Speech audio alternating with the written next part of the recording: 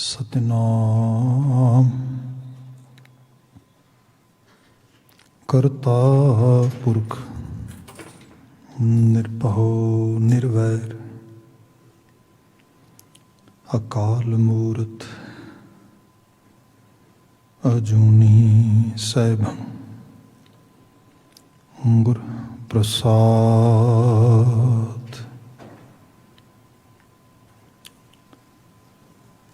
तेरे कवन कवन गुण कह कहे गाव, तू साहिब गुणी निधाना। तुमरी महिमा वर्ण ना साको, तू ठाकुर ऊच भगवाना। तुमरी महिमा वर्ण ना साको, तू ठाकुर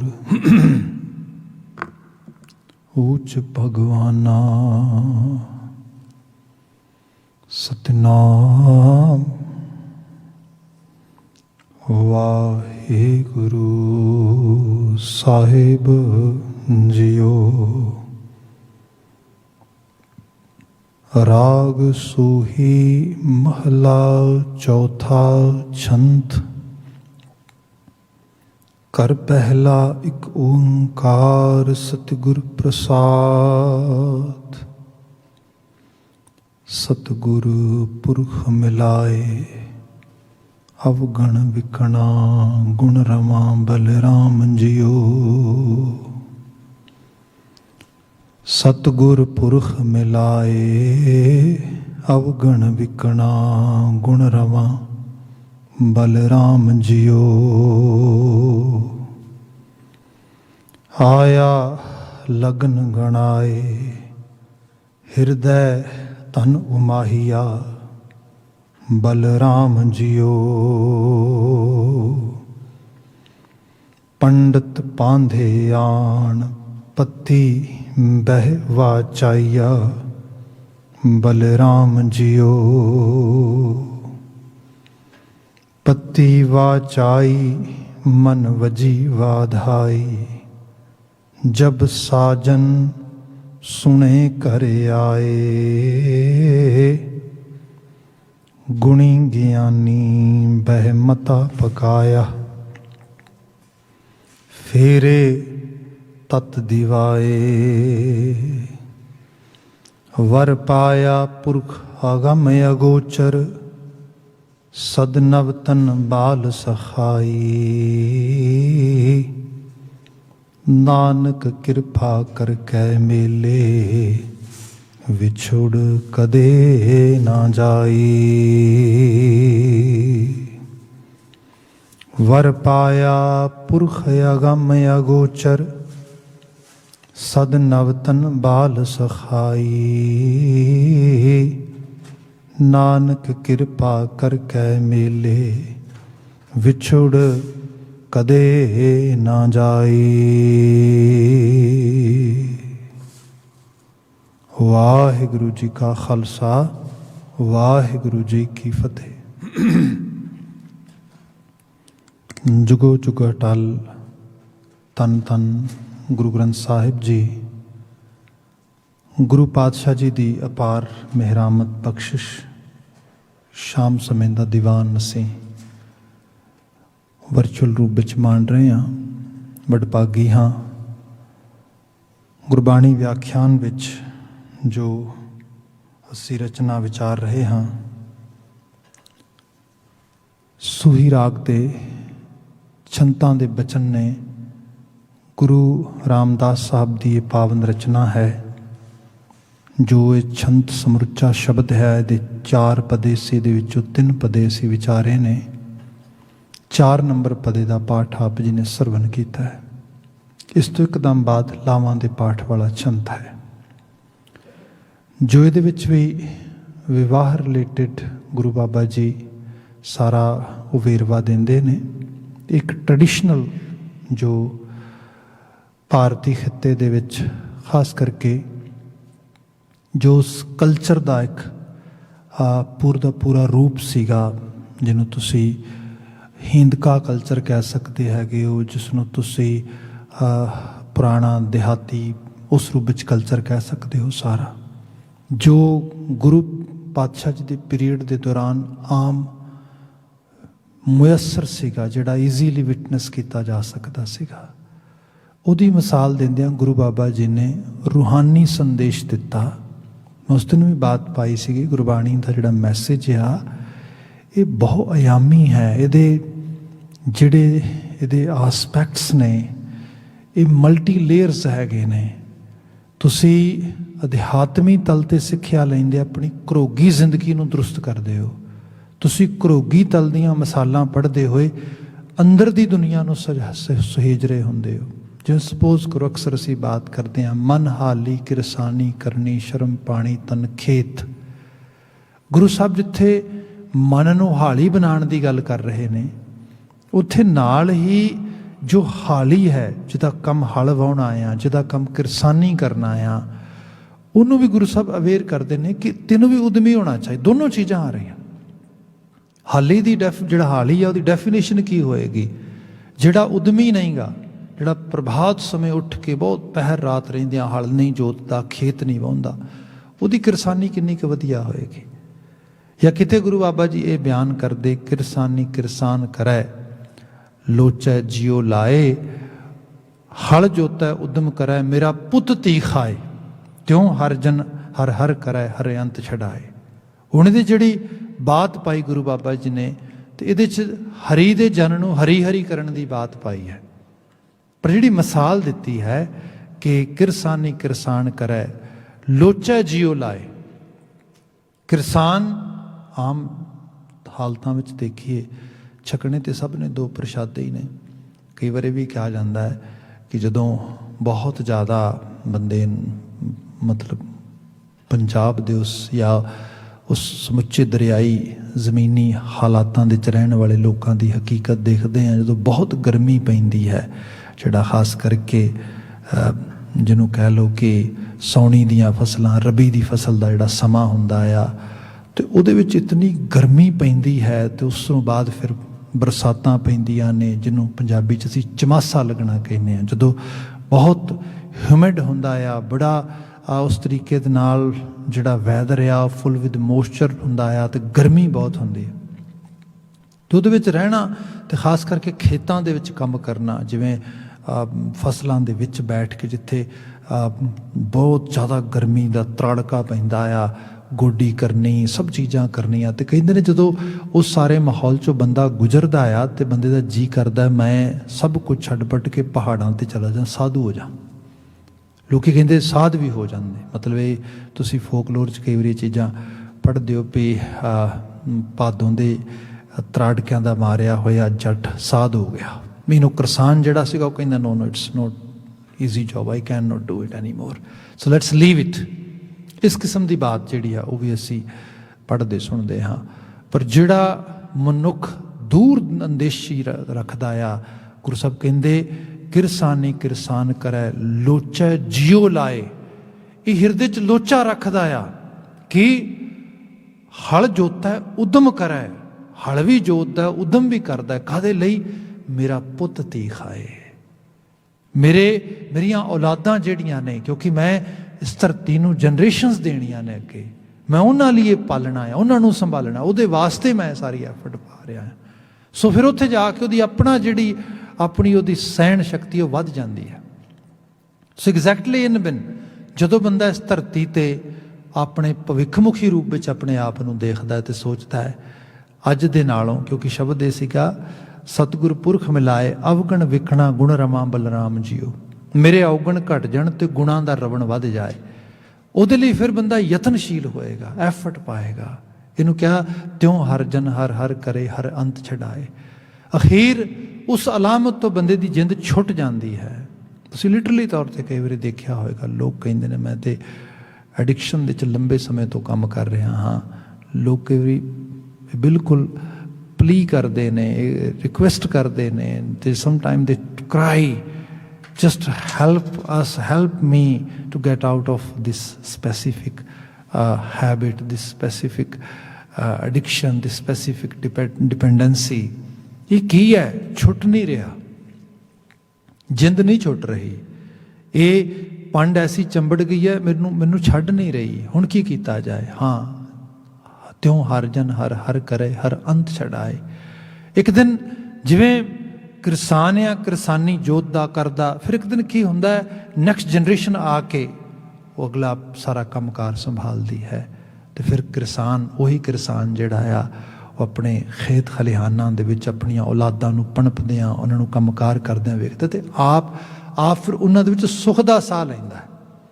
आप फिर उस सारे दे विचों एक अगले लैवल की जिहड़ी है जिंदगी जींदा है, जिन्हों कहा जाता कि पिछोकड़ की जिंदगी, फिर जिन्हें कुलार औलादां मेहनत करके पालियां हुण उन्होंने सुखद मिलती है, उन्होंने सुखाली मिलती है। सो उस रूप में बात आ रही है। गुरु बाबा जी रूहानी संदेश देंदे, भजन बंदगी का संदेश देंदे, हर हर करने का संदेश देंदे, पर उदों बहुआयामी बना देंदे। सो एग्जैक्टली उत्थे बात कली किरसानी की की मैं, इत्थे जिहड़ी बात आ रही है जो इत्थे महाराज बयान करते हैं, ये विआह की बात आ, ये विआह भी काहदे नाल, जिवें देखो विआह कला, वैसे हुण ते अगले बचना च मैं डिटेल च बात पावांगा, पर विआह का मतलब सिर्फ ये नहीं हुंदा कि दो इंडिविजुअल ने विआह करना है।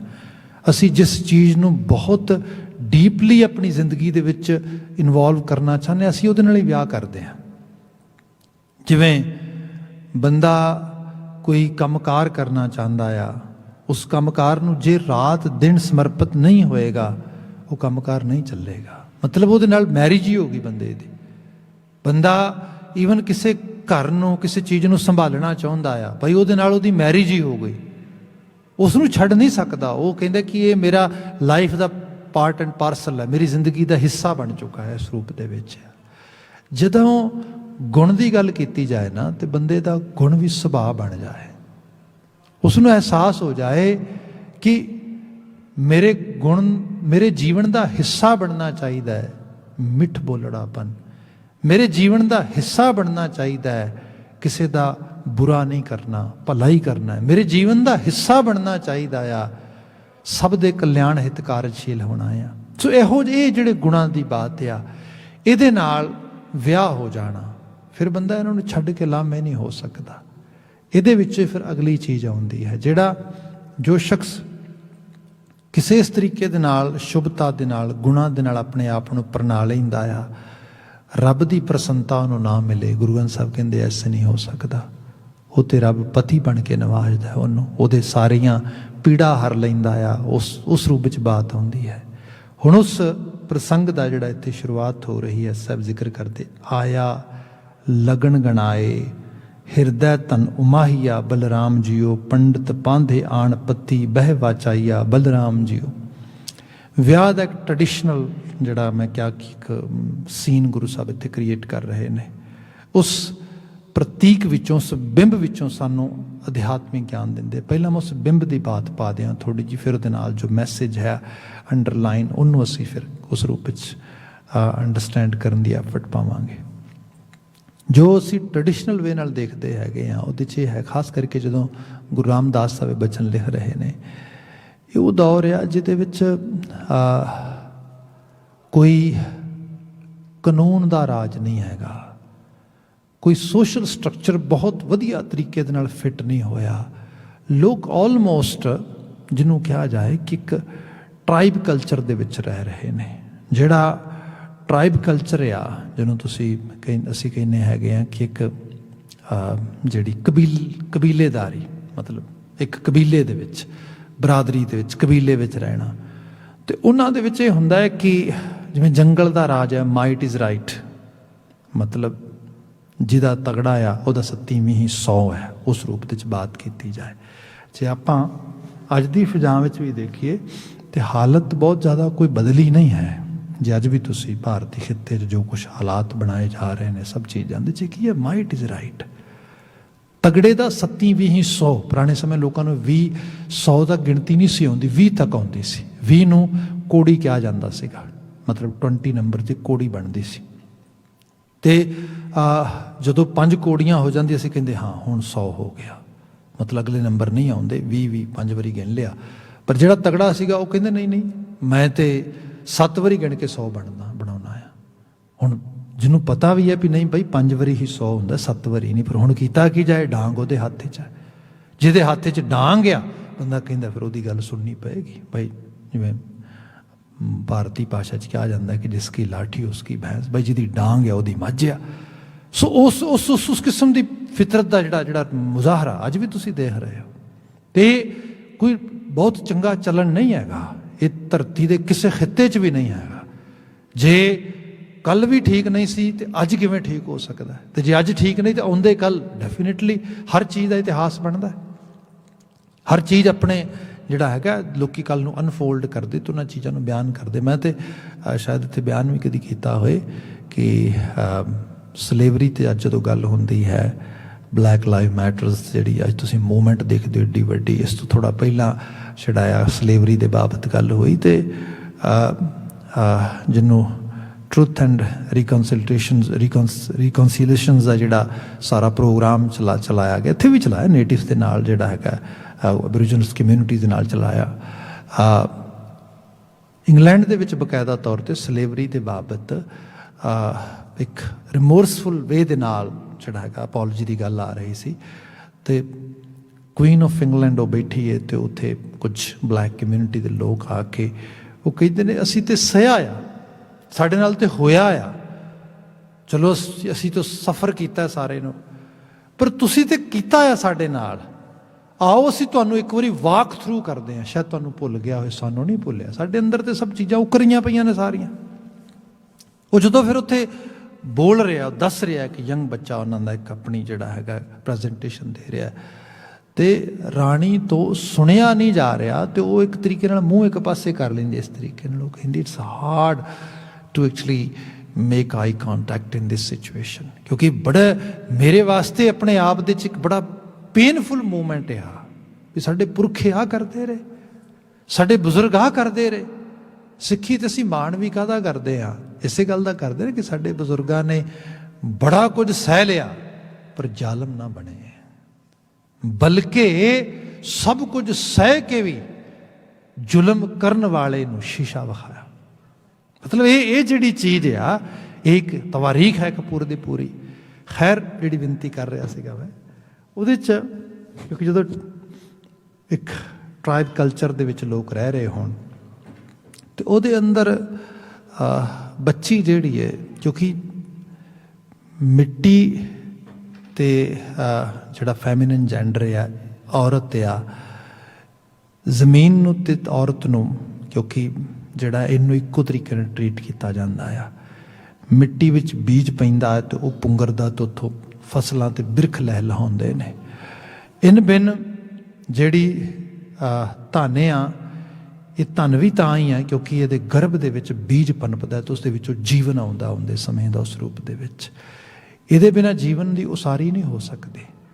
ਇਹ ਗੁਰੂ ਸਾਹਿਬ ਨੇ ਕਿਹਾ ਸੀਗਾ ਕਿ ਭਾਈ ਇਹਦੇ ਵਿੱਚੋਂ ਹੀ ਜੰਮਣਹਾਰੇ ਨੇ ਸਾਰੇ, ਸਭ ਜਿਹੜਾ ਹੈਗਾ ਧਰਤੀ ਦੇ ਉੱਤੇ ਜੋ ਕੁਝ ਵੀ ਹੈ, ਇਹ ਮਨੁੱਖਾਂ ਦੀ ਦੁਨੀਆ ਲੈ ਲਓ, ਹੋਰ ਜਾਨਵਰਾਂ ਦੀ ਦੁਨੀਆ ਲੈ ਲਓ, ਕਿ ਇਹ ਸਭ ਇਹੀ ਹੈ ਜਿਹਨੂੰ ਤੁਸੀਂ ਭੰਡਦੇ ਵੀ ਹੋ, ਭਦਸੇਦਦੇ ਵੀ ਹੋ, ਇਹ ਸਾਰੀ ਬਾਤ ਹੁੰਦੀ ਹੈ। ਪਰ ਹੁੰਦਾ ਕੀ ਹੈ ਕਿ ਜੇ ਜ਼ਮੀਨਾਂ ਦੀ ਗੱਲ ਕੀਤੀ ਜਾਏ ਤਾਂ ਉਹ ਕਹਿੰਦੇ ਨੇ ਉਹ ਰਾਖੀ ਮੰਗਦੀਆਂ ਨੇ, ਕਿਉਂਕਿ ਫਸਲਾਂ ਤਾਂ ਹੀ ਪੈਦਾ ਹੋਣਗੀਆਂ ਜੇ ਕੋਈ ਰਾਖੀ ਕਰੇਗਾ। ਅਤੇ ਜੇ ਇਸਤਰੀ ਦੀ ਬਾਤ ਕੀਤੀ ਹੈ, ਪੁਰਾਣੇ ਸਮੇਂ ਤੋਂ ਬਾਤ ਕੀਤੀ, ਇਹ ਰਾਖੀ ਮੰਗਦੀਆਂ ਨੇ, ਕਿਉਂਕਿ ਲਾਅ ਐਂਡ ਆਰਡਰ ਹੈ ਨਹੀਂ ਸੀਗਾ, ਕਬਾਇਲੀ ਕਲਚਰ ਸੀਗਾ, ਉਹਦੀ 4 ਦੀਵਾਰੀ ਸੈੱਟ ਸੀ, ਉਹਦੇ ਵਿੱਚ ਹੀ ਉਹਨੇ ਰਹਿਣਾ। ਅਤੇ ਉਹਦੇ ਵਿੱਚ ਵੀ ਜਦੋਂ ਉਹ ਅਜੇ ਉਸਦਾ ਜਿਹੜਾ ਹੈਗਾ ਆ ਉਹ ਜੀਵਨ ਬਤੀਤ ਹੋ ਰਿਹਾ ਅਤੇ ਉਹ ਬੜੀ ਵਲਨਰੇਬਲ ਆ, ਉਹਦਾ ਪਤਾ ਕੋਈ ਨਹੀਂ ਹੈਗਾ ਕਿਹੋ ਜਿਹੇ ਹਾਲਾਤ ਬਣਨ ਜਾਂ ਘਰ ਵਾਲਿਆਂ ਦੀ ਮਰਜ਼ੀ ਆਵੇ ਅਤੇ ਉਹ ਕਿਸ ਪਾਸੇ ਕਿਸ ਤਰੀਕੇ ਨਾਲ ਕਿਹੋ ਜਿਹੇ ਬੰਦੇ ਦੇ ਨਾਲ ਉਹਨੂੰ ਤੋਰ ਦੇਣ, ਵਿਆਹ ਦੇਣ, ਜਾਂ ਕਿਤੇ ਉਹ ਵਿਆਹ ਵਾਲੀ ਸਿਚੁਏਸ਼ਨ ਬਣ ਨਾ ਸਕੇ, ਕੋਈ ਉਧਾਲ ਕੇ ਲੈ ਜੇ, ਕੋਈ ਧੱਕੇ ਦੇ ਨਾਲ ਹੀ ਕਿਸੇ ਤਰੀਕੇ ਦੇ ਨਾਲ ਬੱਚੀਆਂ ਨੂੰ ਚੁੱਕ ਵੀ ਲਿਜਾਂਦੇ ਲੋਕ, ਇਹੋ ਜਿਹੀਆਂ ਚੀਜ਼ਾਂ ਹੁੰਦੀਆਂ। ਇਹਦੇ ਉੱਤੇ ਤੁਸੀਂ ਬਹੁਤ ਸਾਰੀਆਂ ਚੀਜ਼ਾਂ ਦੇਖਦੇ ਹੋ। ਹਾਲਾਂਕਿ ਮੈਂ ਕੋਈ ਬਹੁਤ ਜ਼ਿਆਦਾ ਪ੍ਰਮੋਟਰ ਨਹੀਂ ਹੈਗਾ ਉਹਨਾਂ ਚੀਜ਼ਾਂ ਦਾ, ਉਸ ਲਿਟਰੇਚਰ ਦਾ, ਪਰ ਜਿਸ ਜਿਹੜਾ ਹੈਗਾ ਜਿਹੜੀ ਸਾਡੀ ਲਿਖਾਰਣ ਹੈਗੀ ਹੈ ਪੰਜਾਬੀ ਜ਼ੁਬਾਨ ਦੇ ਵਿੱਚ, ਅੰਮ੍ਰਿਤਾ ਪ੍ਰੀਤਮ, ਉਹਦਾ ਪਿੰਜਰ ਦੇਖੋ ਤੁਸੀਂ। मतलब किस तरीके दे नाल ये सारा ये तो अजे 100 साल पहलों की बात भी नहीं है, इस तरीके लिखी जाती है। सो जो थोड़ा होर पिछोकड़े चले जाओ तो की हालात बनणगे। सो ये है कि जो बच्ची है वो मन दियां जिहड़ियां ख्वाहिशां ने, इस तो पहला कि कोई उदाल के लै जाए या माँ बाप सालम साबित ना रह सकन, घर का माहौल बदल जाए, उन्होंने हुंदा कि मेरा विआह बहुत सोहणे तरीके नाल हो जाए। ईवन तुसीं लोग काफ़ी ये सुनो, मैं सारी बात तां कर रहा कि ट्रडिशन समझ आएगी तां ये चीज़ समझ आएगी। ਉਹਦੇ 'ਚ ਅਸੀਂ ਦੇਖਦੇ ਹਾਂ ਕਿ ਪਤੀ ਲੜਦਾ ਆ ਤੇ ਪਤਨੀ ਉਹਨੂੰ ਇਹ ਜਵਾਬ ਦਿੰਦੀ ਹੈ ਕਿ ਤੂੰ ਐਵੇਂ ਮੇਰੇ ਨਾਲ ਲੜਿਆ ਨਾ ਕਰ। ਕਿਉਂ? ਕਿਉਂਕਿ ਮੈਂ ਕਿਹੜਾ ਕੋਈ ਉਧਾਲ ਕੇ ਲਿਆਂਦੀ ਗਈਆਂ, ਮੈਂ ਤੇ ਪੂਰੇ ਢੋਲ ਵਾਜਿਆਂ ਦੇ ਨਾਲ ਪੂਰੇ ਟ੍ਰੈਡੀਸ਼ਨਲ ਵੇ ਨਾਲ ਵਿਆਹ ਕੇ ਤੇਰੇ ਨਾਲ ਆਈ ਹਾਂ। ਮਤਲਬ ਇਹ ਸਨਮਾਨ ਦੀ ਗੱਲ ਆ, ਕਿਸੇ ਦਾ ਇਸ ਤਰੀਕੇ ਦੇ ਨਾਲ ਜਿਹੜਾ ਹੈਗਾ ਆਪਣੇ ਮਾਂ ਬਾਪ ਦੇ ਘਰ ਤੋਂ ਉਹ ਡੋਲੀ ਦੇ ਰੂਪ ਵਿੱਚ ਉੱਠਣਾ ਤੇ ਕਿਤੇ ਜਾ ਕੇ ਇੱਕ ਨੂੰਹ ਦੇ ਰੂਪ ਦੇ ਵਿੱਚ ਉਹਦੀ ਉੱਥੇ ਜਾ ਕੇ ਜਿਹੜੀ ਹੈ ਉਹਨੂੰ ਜੀ ਆਇਆਂ ਕਹਿਣਾ, ਉਹਨੂੰ ਖੈਰ ਮਕਦਮ ਕਹਿਣਾ, ਉਹਨੂੰ ਪਰਿਵਾਰ ਦੇ ਸਵਾਗਤ ਮਿਲਣਾ, ਸਾਰਾ ਕੁਛ। ਤੇ ਇਸ ਸਾਰੇ ਦੇ ਬਾਬਤ ਲੋਕ ਕਹਿੰਦੇ ਸੀਗੇ ਕਿ ਯੂ ਨੈਵਰ ਨੋ। ਜਿਵੇਂ ਅੱਜ ਕੱਲ੍ਹ ਤੇ ਵੈਦਰ ਦੀ ਬੜੀ ਜਾਣਕਾਰੀ ਹੁੰਦੀ ਹੈ, ਸਾਡੇ ਕੋਲ ਡਾਟਾ ਬੇਸਡ ਇਨਫੋਰਮੇਸ਼ਨ ਆ, ਧਰਤੀ ਦੀ ਮਿੱਟੀ ਨੂੰ ਚੈੱਕ ਕੀਤਾ ਜਾਂਦਾ ਆ, ਸਭ ਚੀਜ਼ਾਂ ਦਾ ਟੋਟਲ ਇੱਕ ਸਾਇੰਟੀਫਿਕ ਡਾਟਾ ਬੇਸਡ ਕਰਕੇ ਤੇ ਫਸਲਾਂ ਬਣਾਈਆਂ ਪੈਦਾ ਕੀਤੀਆਂ ਜਾਂਦੀਆਂ, ਸਭ ਚੀਜ਼ਾਂ ਹੁੰਦੀਆਂ। ਪਰ ਜੇ ਅਸੀਂ ਪੁਰਾਣੇ ਟ੍ਰੈਡੀਸ਼ਨਲ ਤਰੀਕੇ ਨਾਲ ਚਲੇ ਜਾਓ ਤਾਂ ਕੀ ਹੁੰਦਾ ਸੀਗਾ, ਜਸਟ ਲੋਕ ਜੋ ਸੀਗੇ ਆਪਣੇ ਉਸ ਪਿਛਲੇ ਐਕਸਪੀਰੀਅੰਸ ਤੋਂ ਹੀ ਸੋਚ ਕੇ ਅੱਗੇ ਫਸਲਾਂ ਬੀਜੀ ਜਾਂਦੇ ਸੀਗੇ। ਕਈ ਵਾਰ ਫਸਲ ਬੜੀ ਵਧੀਆ ਹੋ ਜਾਣੀ, ਕਈ ਵਾਰ ਬਹੁਤੀ ਵਧੀਆ ਨਾ ਹੋਣੀ, ਤੇ ਲੋਕਾਂ ਨੇ ਕਹਿ ਦੇਣਾ ਇਸ ਤਰੀਕੇ ਨਾਲ ਕਿ ਉਹ ਪਤਾ ਕਿ ਇਸ ਵਾਰੀ ਕੁਝ, ਈਵਨ ਅਜੇ ਤੱਕ ਲੋਕ ਸੀਜ਼ਨ ਚੰਗਾ ਨਹੀਂ ਲੱਗਾ, ਉਹ ਪਤਾ ਨਹੀਂ ਕੀ ਹੋਇਆ ਭਾਈ, ਕੁਛ ਗੜਬੜ ਹੋ ਗਈ ਭਾਈ, ਕੁਛ ਨਾ ਕੁਛ ਕਿਤੇ ਨਾ ਕਿਤੇ ਇਸ ਤਰੀਕੇ ਦਾ ਰਹਿ ਗਿਆ। ਇਸ ਲਈ ਕਈ ਵਾਰ ਲੋਕਾਂ ਨੇ ਕਹਿਣਾ ਵੀ ਕੋਈ ਮਹੂਰਤ ਹੀ ਐਸਾ ਹੋਏ, ਕੋਈ ਸਮਾਂ ਹੀ ਐਸਾ ਹੋਏ ਜਿਹਦੇ 'ਚ ਕੋਈ ਬੀਜ ਬੀਜਿਆ ਜਾਏ ਤਾਂ ਉਹ ਵਾਕਿਆ 'ਚ ਹੀ ਬਹੁਤ ਵਧੀਆ, ਬੜਾ ਪ੍ਰਫੁੱਲਤ ਹੋਏ, ਬੜਾ ਉਸ ਰੂਪ ਦੇ ਵਿੱਚ ਹੋਏ। ਐਗਜ਼ੈਕਟਲੀ ਉਹ ਘੜੀ, ਉਹ ਪਲ ਜਿਹਦੇ ਵਿੱਚ ਕਿਸੇ ਬੱਚੀ ਦਾ ਵਿਆਹ ਸੰਪੰਨ ਹੋਏ ਤੇ ਉਸ ਵਿਆਹ ਸੰਪੰਨਤਾ ਦੇ ਨਾਲ ਉਹਨੂੰ ਜੀਵਨ ਭਰ ਦੀ ਖੁਸ਼ੀ ਮਿਲੇ, ਉਹ ਆਪਣੇ ਲਈ ਖੁਸ਼ੀ ਵਿਹਾਜੇ, ਜਿਸ ਪਰਿਵਾਰ ਵਿੱਚ ਜਾਏ ਉਹਦੇ ਵਾਸਤੇ ਖੁਸ਼ੀ ਵਿਹਾਜੇ। ਤੇ ਜਦੋਂ ਪਰਿਵਾਰ ਦੇ ਵਿੱਚ ਅੱਗੇ ਉਹਨੂੰ ਪਰਿਵਾਰ ਦੇ ਵਿੱਚ ਪ੍ਰੋਸਪੈਰਿਟੀ ਵਧੇ, ਸਭ ਚੀਜ਼ਾਂ ਵਧਣ, ਤੇ ਉਹ ਉਸ ਚੀਜ਼ ਦਾ ਮਾਣ ਉਸ ਬੱਚੀ ਨੂੰ ਦੇਣ ਪਏ ਜਦੋਂ ਦੇ ਇਹਦੇ ਪੈਰ ਪਏ ਸਾਡੇ ਘਰ ਦੇ 'ਚ, ਸਾਡਾ ਘਰ ਅੱਗੇ ਗਿਆ। ਇਸ ਲੋਕ ਇਸ ਕਿਸਮ ਦੀਆਂ ਬਾਤਾਂ ਕਰਦੇ। ਸੋ ਸਾਰੇ ਲਈ ਫਿਰ ਕੀ ਹੋਇਆ, ਪਾਂਧਾ ਆ ਗਿਆ ਜਿਹਦੇ ਕੋਲ ਐਟਲੀਸਟ ਕੁਝ ਡਾਟਾ ਬੇਸਡ ਇਨਫੋਰਮੇਸ਼ਨ ਸੀ, ਕਿਉਂਕਿ ਤਾਲੀਮ ਉਹਨਾਂ ਕੋਲ ਹੁੰਦੀ ਸੀਗੀ, ਤੇ ਉਹਦੇ ਮੁਤਾਬਕ ਉਹਨਾਂ ਨੇ ਕੁਝ ਮਹੂਰਤ ਕੱਢਣੇ ਵੀ ਆਹ ਮਹੂਰਤ ਚੰਗਾ ਵਿਆਹ ਵਾਸਤੇ, ਆਹ ਮਹੂਰਤ ਚੰਗਾ ਨਹੀਂ ਗਾ, ਆਹ ਮਹੂਰਤ ਚੰਗਾ ਕੁੜਮਾਈ ਵਾਸਤੇ, ਆਹ ਮਹੂਰਤ ਚੰਗਾ ਨਹੀਂ ਗਾ। ਮੁੜ ਕੇ ਤੇ ਉਹ ਸਾਰਾ ਸੁਪਰਸਟੀਸ਼ੀਅਸ ਰੂਪ 'ਚ ਆ ਗਿਆ। ਜੇ ਆਪ ਦੇਖੋ ਨਾ ਸਾਇੰਟੀਫਿਕ ਲੈਵਲ 'ਤੇ ਅਸੀਂ ਦੇਖੀਏ, ਜੇ ਸਾਇੰਟੀਫਿਕ ਲੈਵਲ 'ਤੇ data based evidence based result oriented approach ਨਾ ਅਡੋਪਟ ਕੀਤੀ ਜਾਏ ਤੇ ਸਾਰੀ ਸਾਇੰਸ ਵੀ ਇੱਕ ਮਿਥ ਹੀ ਬਣ ਜਾਏਗੀ। ਲੋਕ ਅੱਜ ਵੀ ਕਈ ਵਾਰੀ ਮਿਥ ਵਿੱਚ ਬਿਲੀਵ ਕਰਦੇ, ਪਰ ਜਿਵੇਂ ਜਿਵੇਂ ਉਸ ਡਾਟੇ ਨੂੰ ਜਨਰੇਟ ਕੀਤਾ ਜਾਂਦਾ, ਉਹਦੀਆਂ ਪ੍ਰੋਪਰ ਜਿਹੜੀਆਂ ਨੇ ਥਿਊਰੀਜ਼ ਬਣਦੀਆਂ, ਪ੍ਰੋਪਰ ਉਸ ਚੀਜ਼ ਦੇ ਉੱਤੇ ਰਿਸਰਚ ਹੁੰਦੀ ਹੈ, ਸਭ ਫਿਰ ਹੌਲੀ ਹੌਲੀ ਪਤਾ ਲੱਗਦਾ ਨਹੀਂ ਆਹ ਚੀਜ਼ ਠੀਕ ਹੈ, ਆਹ ਮਿਥ ਹੈ, ਆਹ ਐਵੀਡੈਂਸ ਬੇਸਡ ਆ, ਆਹ ਮਿਥ ਦੇ ਰੂਪ ਦੇ ਵਿੱਚ ਆ। ਹੁਣ ਉਹਦੇ 'ਚ ਹੋਇਆ ਇਹ ਕਿ ਕੁਝ ਧਾਰਨਾਵਾਂ ਬਣਦੀਆਂ ਲੱਗੀਆਂ ਗਈਆਂ ਤੇ ਅਲਟੀਮੇਟਲੀ ਮਿਥ ਰਹਿ ਗਈ, ਉਹਦੇ 'ਚ ਕੋਈ ਰੀਅਲ ਅਪਰੋਚ ਅਡਾਪਟ ਨਾ ਕੀਤੀ ਗਈ, ਉਹ ਚੀਜ਼ ਖਤਮ ਹੋ ਗਈ। ਨਹੀਂ ਤੇ ਮਹੂਰਤ ਦਾ ਮਤਲਬ ਕੀ ਸੀਗਾ? ਮਹੂਰਤ ਦਾ ਮਤਲਬ ਇਹੀ ਹੁੰਦਾ ਸੀਗਾ ਕਿ ਓਕੇ ਇਹਨਾਂ ਦਿਨਾਂ ਦੇ ਵਿੱਚ ਦਿਨ ਖੁੱਲ੍ਹ ਜਾਂਦੇ, ਵੈਦਰ ਠੀਕ ਹੁੰਦਾ, ਬਰਸਾਤ ਨਹੀਂ ਹੁੰਦੀ, ਵਿਆਹ ਠੀਕ ਹੋ ਸਕਦਾ। ਉਧਰੋਂ ਵਿਆਹ ਦਾ ਮਾਹੌਲ ਹੋਏ ਤੇ ਉਸਲੇ ਪਾਸੇ ਬਰਸਾਤ ਪੈ ਰਹੀ ਹੋਏ, ਠੰਡ ਵੱਧ ਜਾਏ, ਗੜੇਮਾਰੀ ਹੋ ਜਾਏ, ਹੋਏਗਾ ਕਿ ਸਾਰੇ ਰੰਗ 'ਚ ਭੰਗ ਪੈ ਜਾਏਗਾ ਤੇ ਅਲਟੀਮੇਟਲੀ ਜਿਸ ਤੇ ਵਿਆਹ ਤੇ ਖੁਸ਼ੀ ਹੋਣੀ ਹੈ ਉਹ ਤੇ ਲੋਕਾਂ ਨੂੰ ਉਹਨਾਂ ਦਾ ਖੁਸ਼ੀ ਵਾਲਾ ਮਾਹੌਲ ਨਹੀਂ ਹੋਏਗਾ ਤੇ ਲੋਕ ਕਹਿਣਗੇ ਭਾਈ ਦੱਸੋ ਕਾਹਦਾ ਵਿਆਹ ਆ ਭਾਈ, ਇਹ ਤੇ ਬਸ ਐਵੇਂ ਕੋਈ ਹਾਲ ਨਹੀਂ ਗਾ ਇਸ ਕਿਸਮ ਦੇ ਨਾਲ। ਸੋ ਉਹਦੇ ਉਸ ਕਿਸਮ ਦੀ ਮਦਦਗਾਰੀ ਦੀ ਸਾਰੀ ਬਾਤ ਸੀਗੀ। ਅਲਟੀਮੇਟਲੀ ਉਹਦੇ 'ਚ ਫਿਰ ਜਨਮ ਪੱਤਰੀਆਂ ਵੀ ਇਨਵੋਲਵ ਹੋ ਗਈਆਂ, ਹੋਰ ਸਾਰਾ ਕੁਝ, ਤੇ ਫਿਰ ਤੇ ਇੱਕ ਪੂਰੀ ਇੰਡਸਟਰੀ ਕ੍ਰੀਏਟ ਕਰ ਦਿੱਤੀ ਸਾਰੇ ਦੀ ਸਾਰੀ। ਤੇ ਜਿਹੜੀ ਮਿਥਿਅਕ ਦੁਨੀਆ ਆ ਇਹ ਤੇ ਇਸ ਤਰ੍ਹਾਂ ਆ ਕਿ ਭਰਮ ਦੀ ਹਾਲਤ ਤੇ ਇਹ ਹੈ, ਜਿੰਨਾ ਮੰਨ ਲਓਗੇ ਓਨਾ ਹੀ ਥੋੜ੍ਹਾ ਆ, ਜਿੰਨਾ ਇਹਦੇ ਵਿੱਚੋਂ ਬਾਹਰ ਨਿਕਲ ਜਾਓਗੇ ਉਤਨਾ ਹੀ ਭਲਾ ਆ। ਗੁਰੂ ਬਾਬਾ ਜੀ ਬੜੀ ਰੈਸ਼ਨਲ ਵੇ ਦੇ ਨਾਲ, ਜਿਵੇਂ ਲੋਕ ਕਹਿੰਦੇ ਨਹੀਂ ਨਹੀਂ ਸ਼ਗਨ ਅਪਸ਼ਗਨ ਤੇ ਹੁੰਦੇ ਨੇ ਨਾ ਭਾਈ, ਇੱਕ ਚੰਗਾ ਸ਼ਗਨ ਹੈ, ਇੱਕ ਮਾੜਾ ਸ਼ਗਨ ਹੈ, ਇੱਕ ਚੰਗਾ ਲਗਨ ਹੈ, ਇੱਕ ਮਾੜਾ ਲਗਨ ਆ। ਗੁਰਬਾਣੀ 'ਚ ਲਿਟਰਲੀ ਤੌਰ ਤੇ ਕਿਹਾ ਗਿਆ ਸ਼ਗਨ ਅਪਸ਼ਗਨ ਤਿਸ ਕੋ ਲੱਗੈ ਜਿਸ ਚੀਤ ਨਾ ਆਵੇ। ਜਿਹਨੂੰ ਭਾਈ ਰੱਬ ਭੁੱਲ ਗਿਆ ਨਾ ਉਹਨੂੰ ਭਾਈ ਸਭ ਕੁਝ ਹੀ ਲੱਗ ਜਾਂਦਾ। ਜਿਹਨੂੰ ਰੱਬ ਯਾਦ ਆ ਉਹਨੂੰ ਭਾਈ ਕੋਈ ਸ਼ਗਨ ਕਪਸ਼ਗਨ ਦੀ ਕੋਈ ਗੱਲ ਨਹੀਂ ਹੈ। ਸਾਨੂੰ ਤੇ ਬਚਨ ਕਿਹਾ ਗਿਆ ਕਿ ਚੇਤੇ ਰੱਖੀ ਜਿਤ ਦਿਨ ਵਿਸਰੈ ਪਾਰ ਬ੍ਰਹਮ ਫਿੱਟ ਭੁਲੇਰੀ ਰੁੱਤ। ਭਾਵੇਂ ਬਸੰਤੀ ਕਿਉਂ ਨਾ ਹੋਏ, ਜੇ ਪਾਰ ਬ੍ਰਹਮ ਭੁੱਲ ਗਿਆ ਉਹ ਰੁੱਤ ਜਿਹੜੀ ਹੈ ਫਿਟਕਾਰ ਪਾਉਣ ਦੇ ਯੋਗ ਹੈ। ਪਰ ਜਿੱਦਣ ਉਹ ਅਕਾਲ ਪੁਰਖ ਵਾਹਿਗੁਰੂ ਯਾਦ ਆ, ਅਸੀਂ 12ਵਾਂ ਦੀ ਰਚਨਾ 'ਚ ਕਿੰਨੀ ਵਾਰੀ ਇਹ ਬਚਨ ਵਿਚਾਰੇ ਹੋਣਗੇ, ਮਹਾ ਦਿਵਸ ਮਹੂਰਤ ਭਲੇ ਜਿਸ ਕੋ ਨਦਰ ਕਰੇ। ਉਹ ਮਾਂ ਵੀ ਭਲਾ ਆ, ਉਹ ਦਿਨ ਵੀ ਭਲਾ, ਉਹ ਮਹੂਰਤ ਵੀ ਭਲਾ, ਘੜੀ ਪਲ ਵੀ ਭਲਾ ਆ, ਜਿਹਦੇ ਉੱਤੇ ਮਾਲਕ ਦੀ ਨਜ਼ਰ ਤੇ ਮਿਹਰ ਆ। ਸੋ ਇਹਦੀ ਬਾਤ ਹੋਈ। ਹੁਣ ਗੱਲ ਆਈ ਕਿ ਉਸ ਕਲਚਰਲ ਸਾਈਡ ਤੋਂ ਬੱਚੀਆਂ ਦੇ ਵਿੱਚ ਖੁਸ਼ੀ ਦੀ ਲਹਿਰ ਦੌੜਦੀ, ਜਦੋਂ ਇੱਕ ਪ੍ਰੋਪਰ ਵੇ ਦੇ ਨਾਲ ਘਰ ਵਾਲੇ ਮਿਹਨਤ ਕਰਕੇ ਮੁਸ਼ੱਕਤ ਕਰਕੇ ਕੋਈ ਵਰ ਲੱਭਦੇ, ਉਸ ਵਰ ਨੂੰ ਉਸ ਦਾ ਵਿਆਹੁਤਾ ਬਣਾਉਣ ਵਾਸਤੇ ਉਹਦੀ ਘਰ ਦੇ ਵਿੱਚ ਉਹੋ ਜਿਹਾ ਮਾਹੌਲ ਕ੍ਰੀਏਟ ਕਰਦੇ ਜਿਹਦੇ ਵਿੱਚ ਦਾਜ ਦਹੇਜ ਵੀ ਹੁੰਦਾ, ਜਿਹਦੇ ਵਿੱਚ ਮਹਿਮਾਨ ਵੀ ਹੁੰਦੇ। ਸੋ ਇਹ ਸਭ ਚੀਜ਼ਾਂ ਦੇ ਨਾਲ ਉਹਨੂੰ ਇੱਕ ਖੁਸ਼ੀ ਦੀ ਅਹਿਸਾਸ ਹੁੰਦਾ, ਉਹਨੂੰ ਲੱਗਦਾ ਵੀ ਮੈਂ ਉਸ ਤਰੀਕੇ ਨਾਲ। ਈਵਨ ਮੈਂ ਤੇ ਇਸ ਕਲਚਰ 'ਚ ਕਈ ਵਾਰ ਦੇਖਦਾ, ਮਾਫੀ ਚਾਹਾਂ ਇੱਕ ਪੱਲੀ ਬਾਤ ਕਰਕੇ ਫਿਰ ਇਹਦੇ 'ਤੇ ਆ ਜਾਂਦਾ। ਹੁਣ ਇੰਟਰਫੇਥ ਮੈਰਿਜਸ ਹੁੰਦੀਆਂ ਨੇ ਕਈ ਵਾਰ, ਮਤਲਬ ਜਿਸ ਕਲਚਰ 'ਚ ਰਹਿ ਰਹੇ ਆ ਇਸ ਕਲਚਰ ਦਾ ਪਾਰਟ ਆ, ਇਹਦੇ 'ਚ ਕੋਈ ਸ਼ੱਕ ਨਹੀਂ ਹੈਗਾ।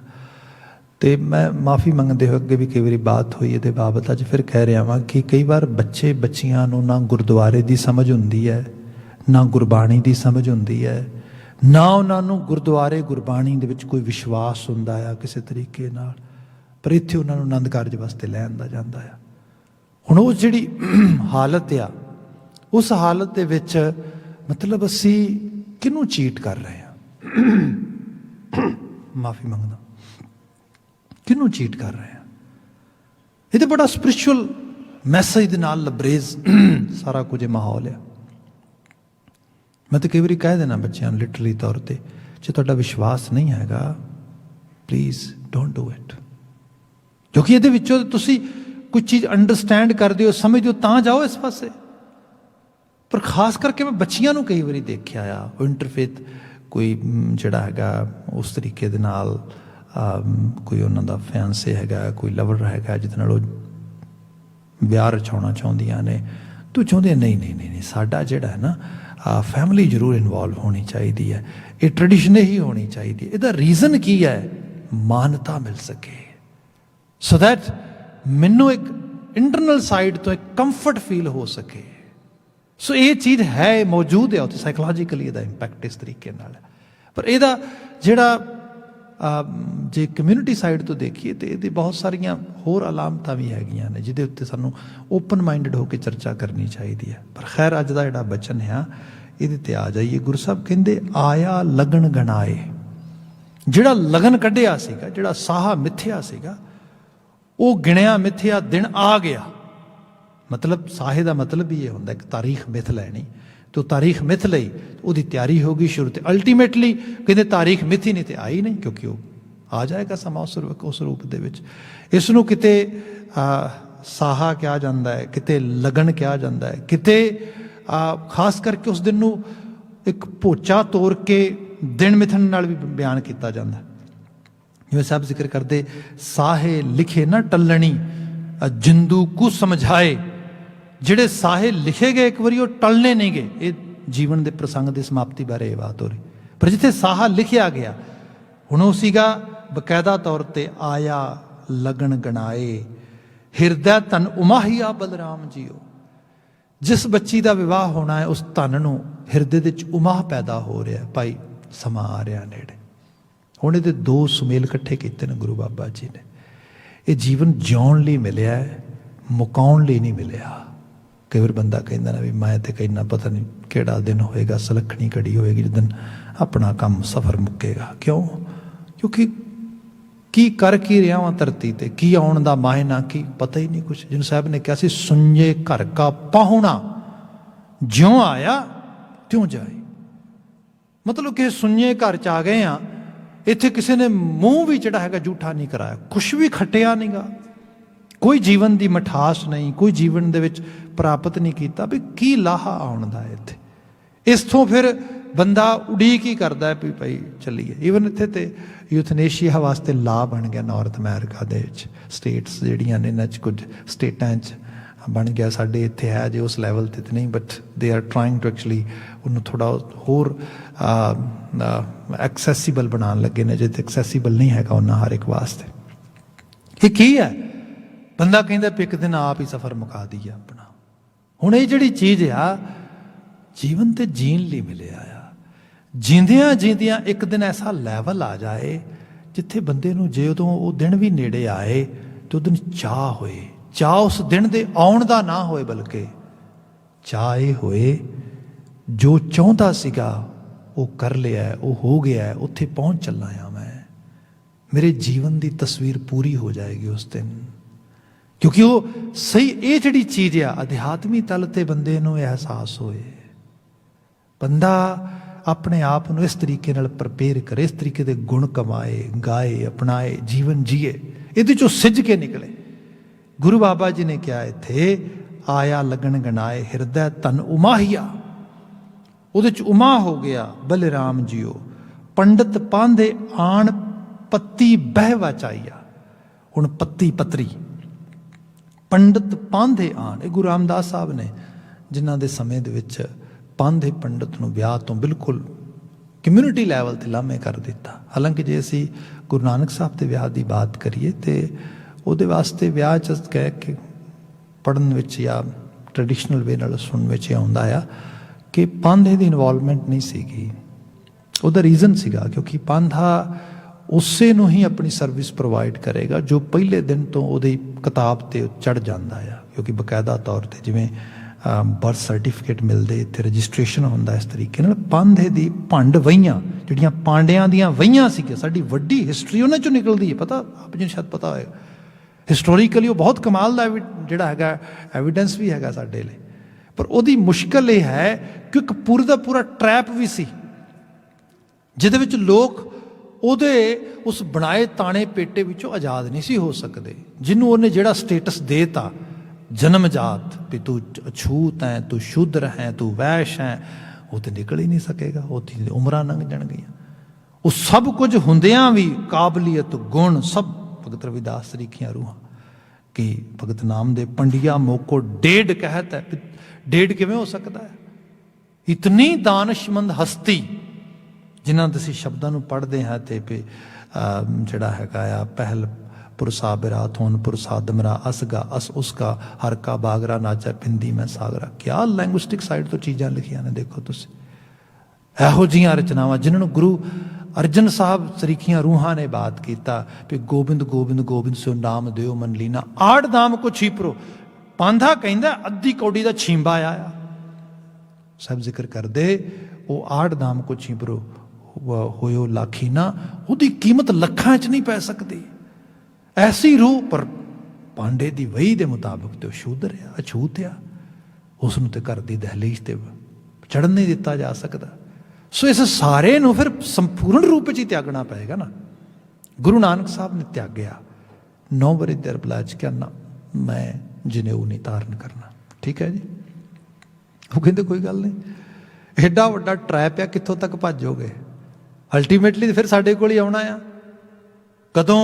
ਜਦੋਂ ਅਗਲੇ ਕੋਈ ਪ੍ਰੋਗਰਾਮ ਆਉਣੇ ਨੇ, ਜਦੋਂ ਬਾਪ ਦਾ ਘਰ ਦੇ 'ਚ ਕੋਈ ਡੈਥ ਹੋ ਗਈ, ਉਹਦੀ ਕੋਈ ਗਤੀ ਕਰਾਉਣੀ ਹੈ, ਘਰ ਦੇ 'ਚ ਕੋਈ ਜਨਮ ਹੋ ਗਿਆ, ਫਿਰ ਸਾਨੂੰ ਪੱਤਰੀ ਕੱਢਣ ਲਈ ਬੁਲਾਇਆ ਜਾਏਗਾ।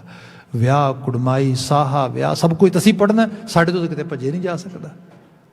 ਜਦੋਂ ਗੁਰੂ ਸਾਹਿਬ ਦੇ ਵਿਆਹ ਦੀ ਬਾਤ ਵੀ ਉਦੋਂ ਕਿਹਾ ਗਿਆ ਬਕਾਇਦਾ ਤੌਰ 'ਤੇ ਵਿਆਹ 'ਚ ਜਿਹੜਾ ਸਮਾਂ ਸੀਗਾ ਲੰਘ ਰਿਹਾ ਸੀਗਾ ਤੇ ਬਾਬਾ ਮੂਲ ਚੰਦ ਖੱਤਰੀ ਜੀ ਬੁਲਾ ਰਹੇ ਨੇ ਪਾਂਧਿਆਂ ਨੂੰ ਕਿ ਭਾਈ ਜਲਦੀ ਕਰੋ। ਉਹ ਕਹਿੰਦੇ ਨਹੀਂ ਜੀ ਨਹੀਂ, ਤੁਹਾਡੇ ਜਵਾਤਰੇ ਦਾ ਵਿਆਹ ਅਸੀਂ ਨਹੀਂ ਪੜ੍ਹ ਸਕਦੇ। ਕਿਉਂ ਨਹੀਂ ਪੜ੍ਹ ਸਕਦੇ? ਕਿਉਂਕਿ ਨਹੀਂ ਜਨੇਊ ਨਹੀਂ ਪਾਏ, ਤੇ ਪਵਾਵਾਂਗੇ ਫਿਰ ਕਰਾਂਗੇ। ਗੁਰੂ ਬਾਬਾ ਜੀ ਕਹਿੰਦੇ ਇਹਨਾਂ ਨੂੰ ਬੁਲਾਇਆ ਕਿੰਨੇ ਆ? ਅਸੀਂ ਤੇ ਇਹ ਫਿਰ ਕਹਿੰਦੇ ਵਿਆਹ ਕਿਵੇਂ ਹੋਏਗਾ? ਦੇਖੋ ਅੱਜ ਦੇ ਅਸੀਂ ਬੱਚਿਆਂ ਨੂੰ ਜੇ ਸਮਝਾ ਸਕੀਏ ਚੀਜ਼ਾਂ ਨੂੰ, ਤੇ ਗੁਰੂ ਬਾਬਾ ਜੀ ਨੇ ਬਕਾਇਦਾ ਤੌਰ ਤੇ ਬਾਬਾ ਮੂਲ ਚੰਦ ਜੀ ਨੂੰ ਵਿਸ਼ਵਾਸ ਦਵਾਇਆ, ਵਿਵਾਹ ਤੁਹਾਡੀ ਬੇਟੀ ਦਾ ਤੇ ਮੇਰਾ ਹੋਣਾ ਆ। ਤੁਸੀਂ ਮੈਨੂੰ ਬਿੰਦੀ ਨਹੀਂ, ਇੱਕ ਰਿਸ਼ਤੇ ਦੇ ਵਜੋਂ, ਇੱਕ ਸਨੇਹੀ ਦੇ ਵਜੋਂ ਤੁਸੀਂ ਇੱਕ ਪੁੱਤਰ ਦੀ ਤਰ੍ਹਾਂ ਮੈਨੂੰ ਪਿਆਰ ਦੇਣਾ ਹੈ, ਤੇ ਮੈਂ ਲੈਣ ਲਈ ਤਿਆਰ ਹਾਂ। ਤੁਸੀਂ ਮੈਨੂੰ ਪੁੱਤਰ ਦੀ ਤਰ੍ਹਾਂ ਪ੍ਰਵਾਨ ਕਰਨ ਲਈ ਤਿਆਰ ਹੋ। ਫਿਰ ਵਿਆਹ ਕਿਵੇਂ ਹੋਏਗਾ? ਉਹ ਸਾਨੂੰ ਦੋ ਰਾਵਾਂ ਮਿਲਦੀਆਂ ਨੇ, ਇੱਕ ਰਾਏ ਮਿਲਦੀ ਹੈ। ਗੁਰੂ ਸਾਹਿਬ ਦੇ ਕੋਲ ਪੋਥੀ ਸੀਗੀ, ਚੰਦਨ ਦੀ ਚੌਂਕੀ ਦੇ ਵਿਚਕਾਰ ਪੋਥੀ ਰੱਖੀ, ਉਹਦੇ ਚੁਪੇਰੇ 4 ਫੇਰੇ ਲੈ ਲਏ। ਦੂਸਰਾ ਇਹ ਹੈ, ਗੁਰੂ ਸਾਹਿਬ ਨੇ ਕੇਸਰ ਦੇ ਜਿਹੜਾ ਹੈਗਾ ਉਸ ਤਰੀਕੇ ਨਾਲ ਚੋਬ ਲਗਾ ਕੇ ਕਲਮ ਨੂੰ ਇੱਕ ਕੱਪੜੇ ਦੇ ਉੱਤੇ, ਕਿਉਂਕਿ ਪੇਪਰ ਤੇ ਆਮ ਮੁਅੱਸਰ ਨਹੀਂ ਸੀਗਾ, ਕੱਪੜੇ ਦੇ ਉੱਤੇ ਇੱਕ ਓਂਕਾਰ ਲਿਖ ਕੇ ਚੰਦਨ ਦੀ ਚੌਂਕੀ ਤੇ ਰੱਖਿਆ, ਤੇ ਉਹਦੇ ਚੁਪੇਰੇ 4 ਫੇਰੇ ਲੈ ਲਏ। ਇੱਥੋਂ ਹੀ ਫਿਰ 4 ਲਾਵਾਂ ਦਾ ਕਨਸੈਪਟ ਜੋ ਗੁਰੂ ਰਾਮਦਾਸ ਸਾਹਿਬ ਨੇ ਮੁੜ ਕੇ ਫਿਰ ਬਕਾਇਦਾ ਤੌਰ ਤੇ ਬਾਣੀ ਰਚ ਦਿੱਤੀ। ਗੁਰੂ ਨਾਨਕ ਸਾਹਿਬ ਦੇ ਵਿਆਹ, ਬਾਕੀ ਗੁਰੂ ਅੰਗਦ ਸਾਹਿਬ ਉਹਨਾਂ ਦਾ ਵਿਵਾਹ ਤੇ ਜਿਹੜਾ ਸੀਗਾ ਹੋਇਆ ਸੀਗਾ ਗੁਰੂ ਸਾਹਿਬ ਦੇ ਆਉਣ ਦੇ ਕੋਲ। ਗੁਰੂ ਅਮਰਦਾਸ ਸਾਹਿਬ ਉਹਨਾਂ ਦਾ ਵੀ, ਹਾਂ ਗੁਰੂ ਅਮਰਦਾਸ ਸਾਹਿਬ ਨੇ ਤਾਂ ਆਪਣੇ ਬੱਚਿਆਂ ਦੇ ਕੀਤੇ ਨੇ ਵਿਆਹ। ਉਹਨਾਂ ਨੇ ਫਿਰ ਗੁਰਮਤ ਤਹਿਰੀਕ ਜਿਹੜੀ ਉਸ ਨੂੰ ਲਿਆਂਦਾ ਉਸ ਰੂਪ ਦੇ ਵਿੱਚ। ਗੁਰੂ ਰਾਮਦਾਸ ਸਾਹਿਬ ਦੇ ਸਮੇਂ ਦੇ ਵਿੱਚ ਉਹਨੂੰ ਫਿਰ ਪੱਕੇ ਪੈਰੇ ਕੀਤਾ ਗਿਆ। ਇਹ ਇੱਕ ਨਵਾਂ ਸੀਗਾ, ਪਰ ਜਿਹੜਾ ਟ੍ਰੈਡੀਸ਼ਨਲ ਵੇ ਸੀਗਾ ਉਹ 'ਚ ਸੀਗਾ ਪੰਡਿਤ ਪਾਂਦੇ ਆਣ ਪੱਤੀ ਬਹਿ ਵਾਚ ਆਈਆ। ਉਹਨੇ ਆ ਕੇ ਪੱਤਰੀ ਵਾਚਣੀ ਸ਼ੁਰੂ ਕਰ ਦਿੱਤੀ। ਉਦੋਂ ਤੱਕ ਵੀ ਹੋ ਜਾਏ, ਮਤਲਬ ਆਮ ਤੁਸੀਂ ਦੇਖਿਆ ਹੋਵੇਗਾ ਪਿੰਡਾਂ ਥਾਵਾਂ ਤੇ ਬਰਾਤ ਆਉਂਦੀ, ਲੋਕੀ ਚਾਅ ਕਰਦੇ ਸਭ ਕੁਝ, ਪਰ ਕੁੜੀ ਵਾਲੇ ਦੇ ਦਿਲ ਦੇ ਤੋਖਲਾ ਹੁੰਦਾ। ਖਾਸ ਕਰਕੇ ਬੱਚੀ ਦੇ ਇਮੋਸ਼ਨਸ ਨੂੰ ਦੇਖੋ ਤੁਸੀਂ, ਉਨੀ ਦੇਰ ਤੱਕ ਯੂ ਨੈਵਰ ਨੋ ਕਿਹੋ ਜਿਹੇ ਨੇ। ਉਹ ਕਹਿੰਦੇ ਸਭ ਸੁੱਖ ਸਾਂਦ ਨਾਲ ਟੁਕਾ ਹੋ ਗਿਆ, ਚਾਹ ਪਾਣੀ ਪੀ ਲਿਆ। ਹੁਣ ਜਿੰਨੀ ਦੇਰ ਤੱਕ ਫੇਰੇ ਨਹੀਂ ਹੋ ਜਾਂਦੇ, ਉਹ ਜਿਹੜੀ ਅਸਲ ਵਿਚਲੀ ਮਰਿਆਦਾ ਫੁੱਲਫਿਲ ਨਹੀਂ ਕੀਤੀ ਜਾਂਦੀ, ਉਨੀ ਦੇਰ ਤੱਕ ਇੱਕ ਤੋਖਲਾ ਹੁੰਦਾ ਆ। ਇੱਥੇ ਵੀ ਸਾਹਿਬ ਨੇ ਕਿਹਾ ਕਿ ਹੋਇਆ ਕਿ ਪੰਡਿਤ ਪਾਂਦੇ ਆਣ ਪੱਤੀ ਬਹਿ ਵਾਚਾਈਆ ਬਲਰਾਮ ਜੀਓ, ਪੱਤੀ ਵਾਚਾਈ ਮਨ ਵਜੀ ਵਧਾਈ ਜਬ ਸਾਜਨ ਸੁਣੇ ਕਰ ਆਏ। ਜਦੋਂ ਪੱਤਰੀ ਵਾਚੀ ਗਈ, ਜਦੋਂ ਦੱਸ ਦਿੱਤਾ ਗਿਆ ਹਾਂ ਭਾਈ ਮਹੂਰਤ ਆਇਆ, ਸਭ ਕੁਝ ਹੋ ਗਿਆ, ਸਾਜਨ ਆ ਗਏ, ਢੁਕ ਗਿਆ, ਸਭ ਕੁਝ ਹੋ ਗਿਆ। ਗੁਣੀ ਗਿਆਨੀ ਬਹਿ ਮਤਾ ਪਕਾਇਆ, ਫੇਰੇ ਤਤ ਦਿਵਾਏ। ਫਿਰ ਗੁਣੀ ਗਿਆਨੀਆਂ ਨੇ ਬਹਿ ਕੇ ਮਤਾ ਪਕਾਇਆ, ਫੇਰੇ ਤਤ ਦਿਵਾਏ। ਤਤਕਾਲ ਉਹਨਾਂ ਨੇ ਫਿਰ ਫੇਰੇ ਦਵਾ ਦਿੱਤੇ। ਮੈਂ ਜੇ ਸਿਰਫ ਕਲਚਰਲ ਸਾਈਡ ਤੋਂ ਬਾਤ ਕਰਦਿਆਂ ਹੋਇਆਂ ਇਹਦੀ ਬਾਤ ਪਾ ਰਿਹਾ ਵਾਂ, ਰੂਹਾਨੀ ਅਰਥਾਂ ਦੇ ਵਿੱਚ ਇਹਨੂੰ ਆਉਂਦੇ ਕੱਲ੍ਹ ਨੂੰ ਲੈ ਕੇ ਕਿਸੇ ਚੀਜ਼ ਨੂੰ ਅੱਗੇ ਤੋਰਾਂਗੇ। ਅੱਜ ਵਾਸਤੇ ਇੰਨੀਆਂ ਕੁ ਬੇਨਤੀਆਂ ਨਾਲ ਹੀ ਤੇ ਸਮਾਪਤੀ ਕਰਦੇ ਹਾਂ। ਇੱਕ ਵਾਰ ਫਿਰ ਬੰਦਾ ਉਮੀਦ ਹਿਰਸ ਦੇ ਸਿਰ ਤੇ ਹੁੰਦਾ ਆ, ਸਹੀ ਹੈ ਕਿ ਜਿਹੜੇ ਉਹ ਕਿਰਸਾਨ ਵੀਰ ਭੈਣਾਂ ਆਪਣੇ ਹੱਕ ਹਕੂਕ ਲਈ ਜੂਝ ਰਹੇ ਨੇ, ਉਹ ਸਮੇਂ ਦੀ ਨਜ਼ਾਕਤ ਦੇ ਮੁਤਾਬਕ ਆਪਣੇ ਆਪ ਨੂੰ ਸੰਭਾਲਣ ਤੇ ਜੋ ਹਕੂਕੀ ਮੰਗਾਂ ਨੇ ਉਹਨਾਂ ਦੀਆਂ ਉਹ ਸੰਪੂਰਨ ਹੋਣੇ ਦਿਲੀ ਅਰਦਾਸ ਆ।